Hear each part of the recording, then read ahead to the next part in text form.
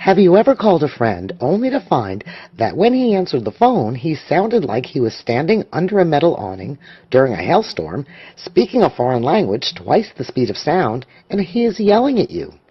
And you're like, dude, are you in a tunnel in a foreign country during a rainstorm?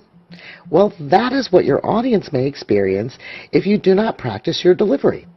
Get this, a speaker must consider more than just content when preparing for a speech. Vocal qualities are just as important. These are certain qualities our voice takes on when speaking, like volume, rate, pitch, fluency, articulation, and tone. And this is for good reason. Each quality acts in harmony with the others, so your audience enjoys, is attentive to, and understands your speech. Let's see how this works. Okay, look at the noise our voice makes. Think of volume as your body's stereo system, sort of like a boombox radio. It is how loud or soft your voice sounds. The volume you choose depends greatly on the venue, the amount of people in your audience, and even the content to some extent. In an auditorium with several hundred people, you may raise your volume to be sure the people in the back rows hear what you have to say. In a small setting like a classroom, a lower volume will work best. The best advice is to keep your voice at a mid-range, not too loud. You do not want to sound overbearing or brash. On the other hand, you do not want to sound too soft either. This may tell your audience you are weak or unsure. Pitch sort of works the same way.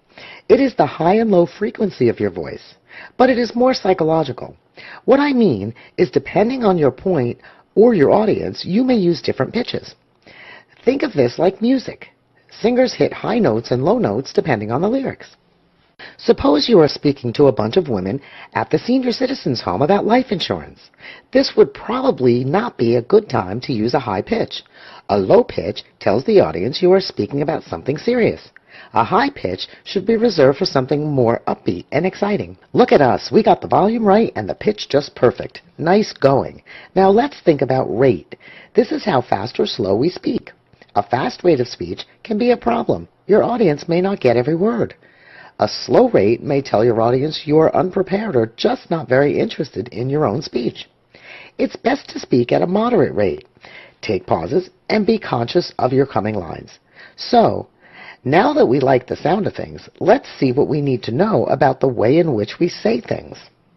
Fluency is the flow of your words